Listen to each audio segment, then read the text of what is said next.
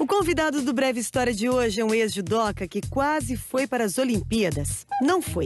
Acabou virando dono de locadora. E num golpe que podemos chamar de destino ou obstinação, trocou Bruce Lee por Godard e Truffaut. Deu certo. Tanto que hoje é um dos maiores produtores de filmes independentes do Brasil. Com vocês, o carioca Cavi Borges, que esteve na Mostra de Cinema de Tiradentes para apresentar, inclusive, seu mais novo sucesso, o filme Cidade de Deus, 10 anos depois.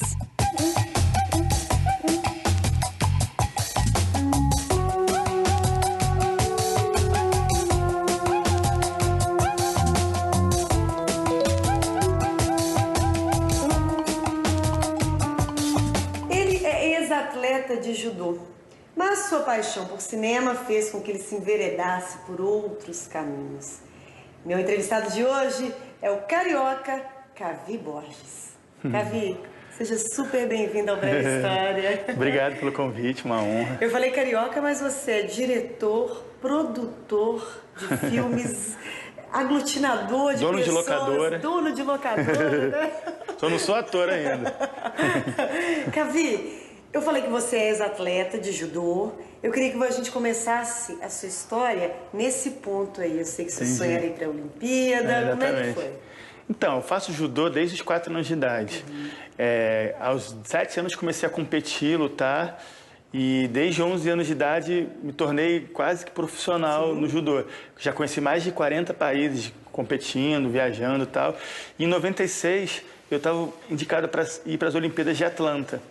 E aí, nas vésperas, eu quebrei a costela. Não pude ir. No judô, a Olimpíada é o máximo, né? O ponto máximo. Era o grande sonho da minha vida. Aí eu fiquei super triste, assim, meio decepcionado, assim, meio... e aí tive a ideia maluca de abrir uma locadora. Não entendia nada de cinema, assim. Na verdade, inclusive, a minha locadora ia ser uma locadora só de filmes de luta. Que era o que eu entendia, assim. Pois é. Essa história de você abrir essa locadora, na sua infância, você gostava de ver filme? Você tinha essa relação com locadora? Ou não? De onde você... Ou foi uma oportunidade de negócio numa época que a locadora era super... Todo mundo tava... Foi um pouco isso. Eu sempre fui muito empreendedor, assim, desde criança. Você foi, cara? Por exemplo, com 11 anos de idade, eu tinha uma equipe de som, fazia festa. Jura? Eu vendia camisa em competição de judô para conseguir pagar minhas viagens. Eu sempre dava um jeito para conseguir grana de alguma forma. E aí, quando eu resolvi abrir a locadora, não era porque eu gostava de cinema. Na verdade, eu via cinema de uma forma comum. Assim, eu via filmes blockbusters, esses filmes que todo mundo vê. Mas não era uma coisa, uma paixão ainda, sabe? Paixão era o judô. Exatamente. Era uma coisa que eu resolvi fazer. Não tinha noção nenhuma de locadora, de como funcionava. Não tinha noção nenhuma de cinema. Uma coisa meio maluquice mesmo, assim, que eu resolvi. Minha mãe achou que não ia durar nem 2, 3 anos, que ia fechar logo e tal. Só que, assim, eu sou um cara muito obsessivo, assim, tudo que eu me proponho a fazer, eu meto a cabeça, assim, sabe? Eu vou com tudo, assim, me entrego, sabe? Quando eu abri a locadora, eu comecei a pesquisar outras locadoras. E lá onde eu abri a locadora é muito frequentada por artistas. Assim, é um ponto, a Cobal do Maitá, lá em Botafogo. Tem muitas produtoras de cinema em volta, de dança, de teatro. Então, muito frequentada naquele lugar lá. Tem muitos bares em volta. Então, muitas pessoas entravam na loja e perguntavam: vai ter filme do Tarkovsky, do Fellini, do John Cassavetes? Vai ter filme brasileiro? Nunca tinha ouvido falar nesses diretores. Só lá no Artes Marciais. Exatamente. Ia ser um pouco isso. Mas eu ia anotando para tentar saber quem são esses caras que tanto perguntavam, falavam.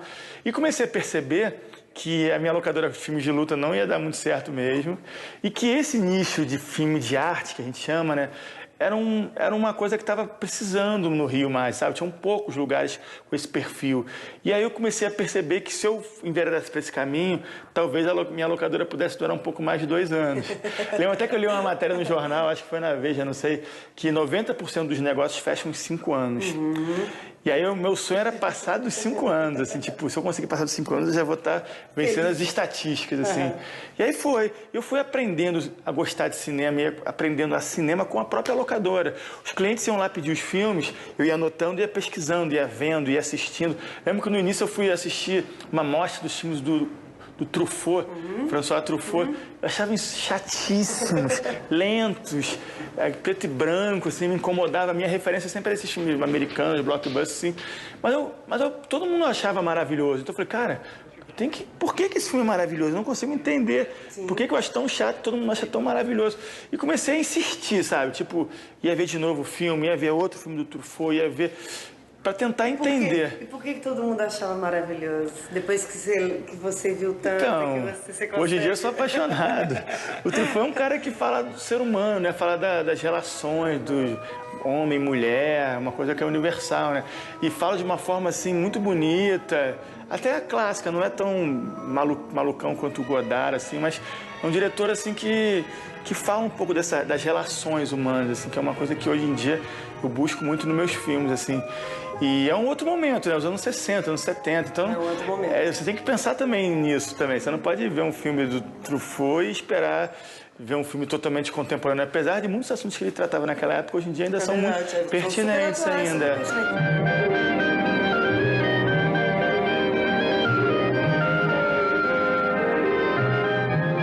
Sua locadora durou 5 anos? Não, pô, já até hoje está firme e forte, mesmo apesar da crise das locadoras. Fez 17 anos de locadora, venci todas as estatísticas. Todas as estatísticas, cara, todas. A minha mãe passou a acreditar em mim, viu que não era um fogo de palha, só que realmente que era uma coisa que Quantos anos você tinha quando você abriu a locadora? Tinha 19 anos. Novinho, né? Era uma coisa assim muito doida, assim, muito arriscada, sabe? Mas foi isso, foi crescendo aos poucos. A locadora, foi crescendo aos poucos o meu conhecimento pelo cinema e todo o resto. E aí foi então que eu comecei a conhecer pessoas de cinema, porque a locadora passou a ser uma referência no Rio de cinéfilos, tanto estudantes de cinema como diretores. As pessoas começaram a frequentar a locadora. Exatamente. Então, 4 anos depois, em 2000, eu ia de novo para as Olimpíadas agora de Sydney. Estava no Japão treinando. Então você continuou paralelamente ao cinema... Você continua fazendo o judô? Exatamente. É uma coisa que eu fazia as duas coisas assim, ao mesmo tempo. Lógico que uma coisa atrapalhava um pouquinho a outra, mas dava para ir levando. E aí, em 2000, eu ia para as Olimpíadas de Sydney. Fui para o Japão treinar durante um mês. No último dia, o cara caiu no meu joelho. Rompi os ligamentos do joelho. Voltei de cadeira de roda do Japão. Fiquei 1 ano sem poder andar. Não fui para as Olimpíadas de novo. E aí, o que aconteceu? Eu fiquei 1 ano sem poder andar. Do lado da minha locadora eu abri um cineclube, abri um espaço, que era um espaço meio multimídia, e comecei a fazer mostras de filme. Num momento que ainda não tinha muito essa coisa do cineclube como é hoje. Sim, sim. Em 2000, um projetor digital era quase R$10.000, era muito caro. O meu tio abriu aquele espaço para fazer show, festa e tal. Eu aproveitei que eu não podia andar, não podia fazer nada, resolvi fazer mostras de filmes. E tive uma ideia maluca, sempre vem das ideias malucas, né, as coisas. O Kubrick, Stanley Kubrick, tinha acabado de morrer. Ele tinha feito aquele filme de Olhos Bem Fechados, da Tom Cruise, Nicole Kidman. E eu tinha na minha locadora os primeiros filmes dele, filmes que eu tinha trazido de Nova York, quando eu fui viajar para competir lá. Eram filmes que ninguém conhecia. Num momento que não tinha essa coisa de baixar filme, não tinha a internet, não era muito forte ainda. Então, hoje em dia não existe mais filme raro, né? Você consegue baixar na internet. Mas naquela época tinha isso ainda. E eu viajava muito para Nova York para lutar, e lá tinha muitos sebos, lugares que eu conseguia filmes que não tinham no Brasil. E aí você... Aproveitei esse gancho da morte dele e fiz essa mostra com os primeiros curtas dele, esse primeiro longa que nunca ninguém tinha visto no Brasil. Que legal, cara. E aí, cara, eu lembro que o espaço dava para 100 pessoas. Apareceu mais de 1.000 pessoas para assistir a mostra. Eu tive que fazer sessões extras de 10 da manhã até meia-noite para dar conta da demanda de pessoas. E depois todo mundo ia conhecer minha locadora, que era do lado. E aí? Naquele final de semana, o faturamento da minha locadora triplicou. E eu percebi que fazendo essas mostras, eu poderia atrair público específico, esse público-alvo, que era os cinéfilos, para minha locadora. E comecei a fazer mostras mensalmente. Se envolver totalmente no cinema. Exatamente. Cinematograficamente falando. Você é autodidata, né? É, sim, bastante. Você não fez nenhum curso de cinema depois ou fez? Então, fiz. Nessa época eu era formado em Economia e Educação Física. Tinha até essa coisa da economia, dessa coisa do empreendedorismo forte. Depois, mais para frente, quando eu comecei a fazer cinema, eu achava que era necessário, além de ter esse conhecimento autodidata, que vem de ver filmes, também conhecer um pouco mais a fundo a teoria e tal. E aí eu resolvi entrar na faculdade. Mas foi um momento mais na frente, assim. Você fez faculdade de cinema? Fiz. Mas eu já tinha, por exemplo, feito vários filmes E depois que eu fiz a faculdade... Nessa altura do campeonato, a locadora já tinha mais de 5 anos. Exatamente. Não, a locadora... Já tava... A locadora começou a cada vez mais se tornar conhecida. Saíram muitas matérias nos jornais por causa dessas mostras. Eu lembro que saiu uma matéria uma vez no Globo, assim, que foi capa do jornal, assim, eu de kimono de judô, assim, na locadora, assim, tipo, o judoca cinéfilo. Ele até era uma piada, assim, como um judoca poderia organizar mostras de filmes raros e cultos. Aquele estereótipo do que o atleta, o judoca é burro, que não pode saber de cinema e tal. Eles brincavam com aquilo. Como divulgava a minha locadora, eu achava ótimo, não tinha problema nenhum. Bom, né, Cavi? Mas ia nessa. Mas assim, a gente foi mostrando que é isso também, né? Não só para ser judoca tem que ser inteligente, com certeza. Não é? Entender de filme, no meu caso, foi. E foi uma coisa que eu fui aprendendo.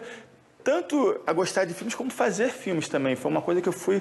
Foi uma coisa... Você foi aprendendo aos também. Poucos, é. Que a gente vai continuar esse assunto no segundo bloco. É rapidinho.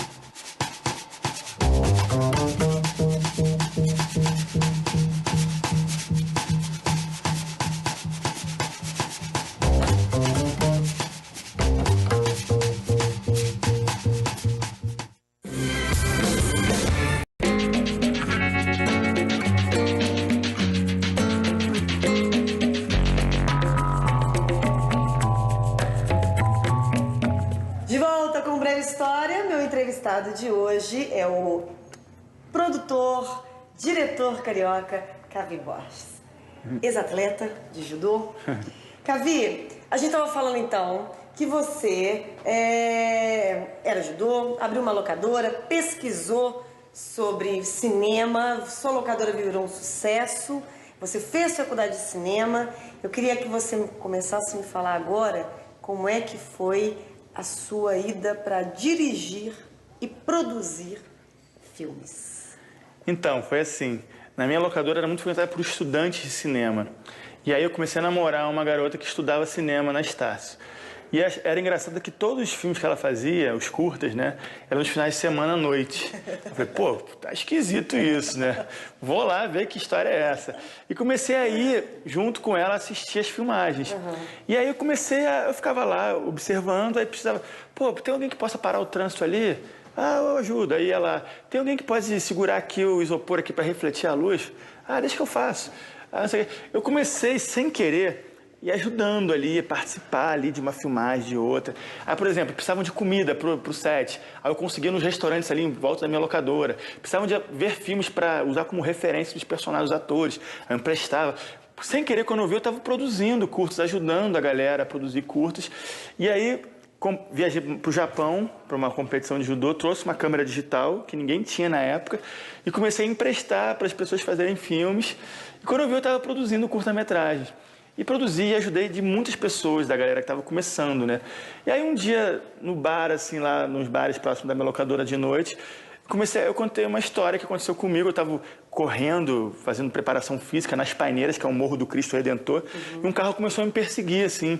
E eu me lembro que eu fiquei meio nervoso, assim, preocupado se era algum traficante, se era algum, ou sei lá, um cara dando em cima de mim, assim. Rolou várias histórias na minha cabeça. E o carro foi embora, eu dei a volta e nunca fiquei sabendo. Contei essa história e falei, pô, isso dava um filme. Aí o pessoal falou assim, por que você não faz?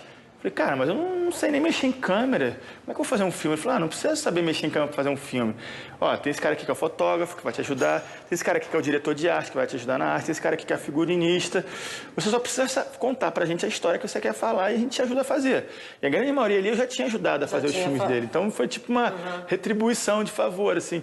Eu meio que fingi que acreditei. Fomos desenvolvendo, fomos fazendo. Faltando uma semana para filmar, a minha assistente falou assim, como vai ser a decupagem do seu filme? Eu falei, decupagem? O que é isso? Nunca ouvi falar. Não, como você quer botar câmera? Onde você vai botar câmera? Como é que você vai filmar? Vai ser câmera fixa, na mão, parado, plano de sequência? Não fazia a mínima ideia. Ela falou assim, mas isso o diretor tem que saber. O que eu fiz? Eu fui na minha locadora, peguei todos os filmes que tinham gente correndo, sendo perseguidas, e comecei a copiar, assim, tipo, Corra Lola Corra, aquele filme. Sim.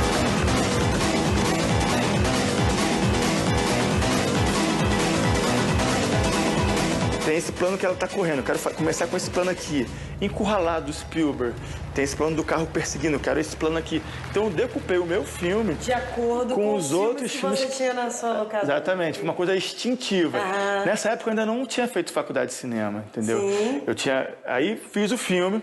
Foi ótimo. Foi? Chamado Sem Saída. Tem no YouTube. É meio tosco, assim, mas é engraçado hoje em dia ver, assim, até meio...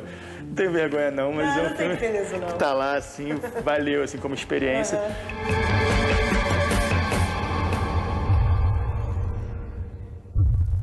Eu adorei aquela experiência de trabalhar com uma equipe, de ter 10 pessoas te ajudando, assim, focada no mesmo objetivo. E aí, um ano depois, fiz outro. Aí depois fiz outro, aí depois fiz outro, tudo assim, muito assim, de uma forma espontânea. Na verdade, a minha vida ainda era locadora, as mostras e o judô cada vez menos. Isso tudo que você estava falando, você começou, isso era curta-metragem? Era curta, exatamente. Aí, em 2005, a minha filha nasceu. Minha filha nasceu e minha vida era muito doida. Assim, todo dia eu ia num evento de poesia fazer projeção, eu ia numa mostra de teatro filmar. A minha vida começou a se envolver muito, porque eu era um cara que eu tinha uma câmera, eu tinha projetor. Eu era um cara que emprestava isso para as pessoas. Isso foi ótimo, porque assim, me obrigou a ir, por exemplo, num evento de poesia, projetar clipoemas ou filmes experimentais. Acabou que eu ia lá para projetar e via o evento de poesia, uma coisa que eu não gostava, passei a conhecer mais. Aí numa mostra de teatro, filmar a mostra, emprestar um projetor para a cena lá que projetava em cima do ator. Eu era obrigado a ver o teatro. Então eu fui me formando culturalmente, assim, através desses apoios, dessas parcerias que eu fui desenvolvendo. Que legal, e que mais na frente, foi ótimo quando eu fui fazer meus filmes, vários atores trabalharam para mim, pessoas que eu já tinha ajudado. O próprio Matheus Solano era um cara que eu ajudava muito nas peças que ele fazia. Quando eu fui fazer o meu filme do Balconista, ele resolveu me ajudar também. Isso até hoje, assim, essa relação de troca, de um ajudar o outro, acontece até hoje nos meus filmes. Assim. Tá todos os filmes que você tem no Sérgio Rezende? Não, que isso, Matheus, pode atender ela, pode atender. Eu já sou daqui da locadora. É que eu sou cinéfilo, sabe? Valeu. O que você tem? Faz o seguinte, vai ali do lado do Cacá de Eggs, vai procurando, tá? Que eu vou falando aqui, você vai pegando ali. São quantos filmes até hoje? Então, a gente já fez 150 filmes, assim, entre curtas, médias e longas. É uma produção, hoje em dia, muito frenética. A gente faz, na média, 4 a 5 longas por ano. Mas isso, explicando aqui pro telespectador, isso entre depois de 2005, parcerias de produção, exatamente. Não é isso? Quando a minha filha nasceu, eu tive que mudar a minha vida, eu tive que parar de ir nesses milhões de eventos, nesses milhões de festas. Eu falei, cara, foi legal que eu resolvi, eu vou focar, vou fazer filmes, não vou mais ficar fazendo mostras, festas, eventos em todos os lugares e tal, não tenho tempo. Então eu tenho que escolher uma coisa só e fazer. Foi aí que eu resolvi abrir a produtora, a K-Video produtora, tinha a locadora e agora surgiu a produtora em 2005. E todas as pessoas que eu ajudei nesses 5 anos de cineclubes, de eventos, foram as pessoas que eu comecei a convidar para fazer filmes comigo. Por exemplo, Nós do Morro, eles eram ótimos atores, ótimos roteiristas, mas péssimos produtores. Lá a galera do Vidigal. E eu era um ótimo produtor, que não tinha atores, não tinha roteiros. Então, quando eu cheguei lá, a gente se encaixou perfeitamente, sabe? As minhas falhas se encaixou com as qualidades dele, as falhas dele se encaixou com a minha qualidade. Então, a gente rapidamente começou a fazer filmes, produzir, e daí até que esse início aí, fazendo hoje Cidade de Deus 10 anos depois, esse início se deu com esse início dessa parceria. Cidade de Deus 10 anos depois é o filme que o Cavi está lançando aqui na mostra de Tiradentes, que é por isso então que a gente está aqui também na mostra, que é o exemplo de uma parceria sua com certeza, com a galera da periferia. Galera, né? Você vê no início do filme do Cidade de Deus, tem mais de 5 produtoras, assim, todas oriundas de periferia. Cinema Nosso, Nós do Cinema, Bernie Filmes, Canal Brasil, que não é tanto, mas Link Digital e K-Video. Então foi tipo a gente reuniu os grupos, vamos fazer um filme para falar desse filme que marcou tanto a gente. Fala, Carlinhos. Tranquilão, cara. E aí, como é que estão as coisas? Cara, eu tô filmando aqui o documentário que eu te falei sobre os 10 anos de Cidade de Deus. Do filme, Como é que vocês divulgam esses filmes, Cavi? Além dos festivais? Então, eu sou um cara que hoje em dia, assim, meu problema inicial era fazer filmes.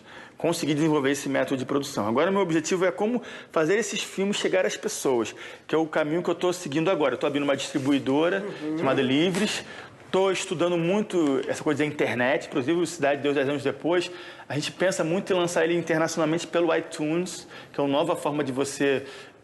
que as pessoas baixem os filmes. A gente estava conversando sobre isso. Isso talvez também seja apontando também para um futuro aí de divulgação.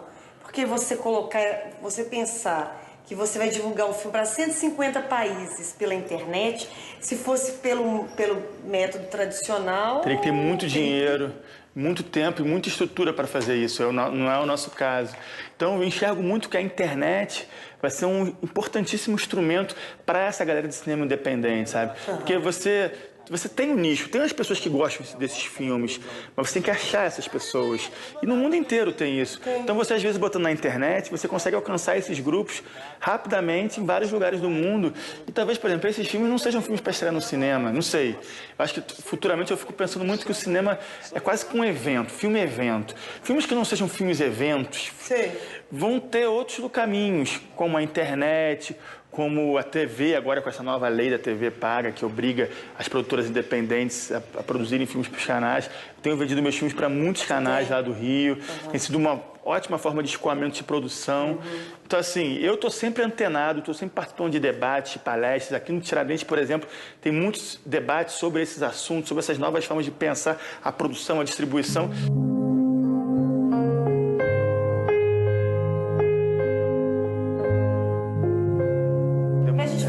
Cavi, quais as outras ideias mirabolantes de empreendedor que você tem aí para os próximos... Então, tem essa distribuidora que a gente está abrindo, Livres, que vai ajudar não só a gente a lançar os nossos filmes, como lançar o filme da galera aí que está produzindo direto.